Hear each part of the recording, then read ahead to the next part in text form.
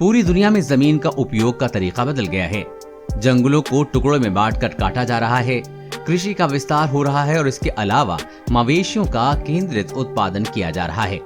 ये सारे काम दुनिया में कई जगहों पर चमगादड़ों और उनके अंदर मौजूद कोरोना वायरस के लिए अनुकूल परिस्थितियां बना रहे हैं। इन्हीं परिस्थितियों की स्टडी करके वैज्ञानिकों ने नए कोरोना वायरस के पैदा होने के संभावित हॉटस्पॉट की सूची बनाई है।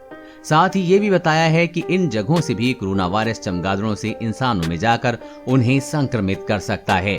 ये स्टडी बर्कले स्थित यूनिवर्सिटी ऑफ कैलिफोर्निया, मिलान के पॉलिटेक्निक यूनिवर्सिटी ऑफ न्यूजीलैंड की मैसी यूनिवर्सिटी के वैज्ञानिकों ने की है। वैज्ञानिकों ने बताया है कि अब तक SARS-CoV-2 की उत्पत्ति के स्थान का सही पता नहीं चल पाया है।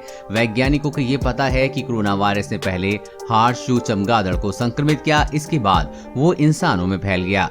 ये संक्रमण या तो सीधे फैला है या फिर इंसानों द्वारा जंगलों और जानवरों के संपर्क में आने से हुआ है।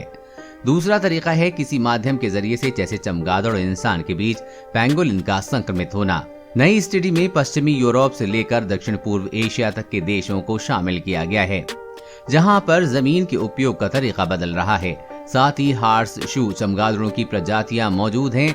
जब वैज्ञानिकों ने इन देशों में जंगलों के टुकड़ों, इंसानी बस्ती, कृषि के विस्तार और मवेशियों के उत्पादन को हार्सशू चमगादड़ों के निवास से तुलना की, तो उन्हें ये पता चला कि नया कोरोना वायरस कहां पैदा होकर लोगों को संक्रमित कर सकता है।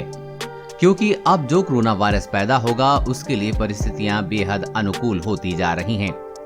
इस स्टडी में जिन जगहों का नाम बताया गया है वहां पर आसानी से नए कोरोना वायरस का जन्म हो सकता है। साथ ही ये इंसानों को संक्रमित भी कर सकते हैं। सबसे पहले जिस देश में नया कोरोना वायरस जन्म ले सकता है उसका नाम है चीन।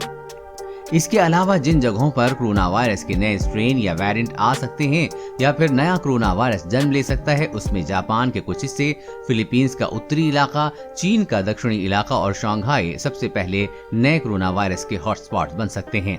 जबकि इंडो चाइना के कुछ हिस्से और थाईलैंड के कुछ इलाके जो अभी सही हैं लेकिन भविष्य में हॉटस्पॉट में बदल सकते हैं, क्योंकि इन जगहों पर मवेशियों का उत्पादन तेजी से बढ़ रहा है।